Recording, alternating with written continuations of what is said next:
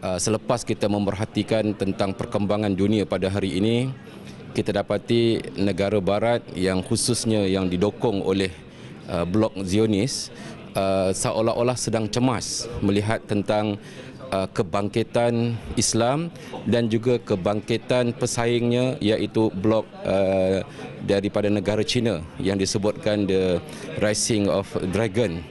Ini telah menyebabkan usaha-usaha untuk memastikan di kawasan negara-negara Arab yang di situ terbitnya usaha-usaha kembali pada Islam akan diganggu.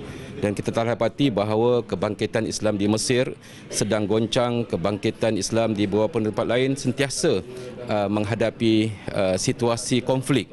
Dan tidak dinafikan pada hari ini kita dapati di Yaman sendiri yang kita harapkan akan berada dalam keadaan stabil juga telah terganggu, dan khususnya apabila kita dapati golongan daripada Jamaah Ansarullah Houthiyyin ini, satu kabilah besar yang didokong oleh yang berpegang kepada fahaman Syiah, telah menimbulkan konflik dengan parti Hizbul Islah dan telah menyebabkan suasana yang begitu tidak aman.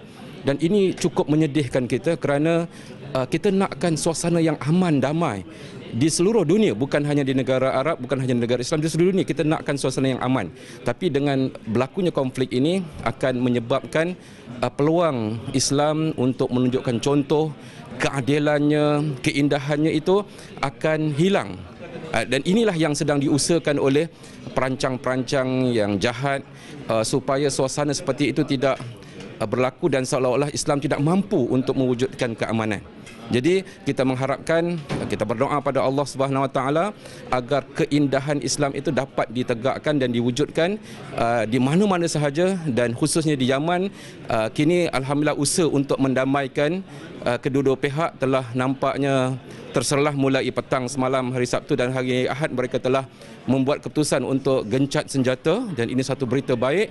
Dan kemudian kita mengharapkan selepas pada ini mereka boleh kekal dalam keadaan aman, dan ketika aman itulah akan terbukti Islam akan mengambil tempat.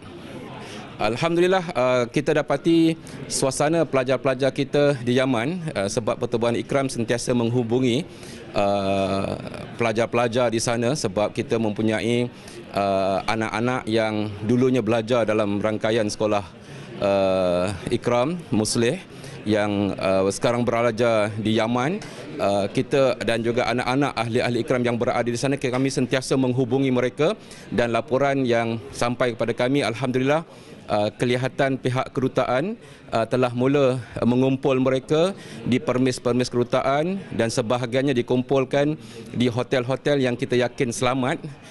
Dan beberapa pelajar kita yang dipahamkan terperangkap dalam universiti yang tidak dapat keluar, hari ini telah, bila berlakunya kemuafakatan yang sedang diusahakan antara kedua belah pihak yang bertelagah, mereka telah mula dapat keluar dan kembali ke lokasi yang lebih selamat. Dan saya percaya pertamanya masyarakat Yaman itu sangat menjaga tetamu-tetamu mereka. Ini kelebihan orang Arab, dan kita mengharapkan dengan sifat kemuliaan yang ada pada mereka, mereka menjaga amanah anak-anak kita yang sedang belajar di bumi itu. Dan pada waktu yang sama kita juga percaya kerajaan Malaysia melalui kedutaan tentunya sentiasa bertanggungjawab terhadap rakyat Malaysia yang berada di sana, khususnya pelajar-pelajar kita. Dan dengan suasana ini kita mengharapkan semuanya akan dapat kembali dalam keadaan baik, tenang, dan mereka dapat meneruskan pelajaran mereka. Dan sekiranya berlaku perkara-perkara yang tidak diingini, kita mengharapkan kerajaan Malaysia akan lebih bertanggungjawab untuk membawa mereka pulang sekiranya keadaan memerlukan begitu. Okey, Assalamualaikum warahmatullahi wabarakatuh.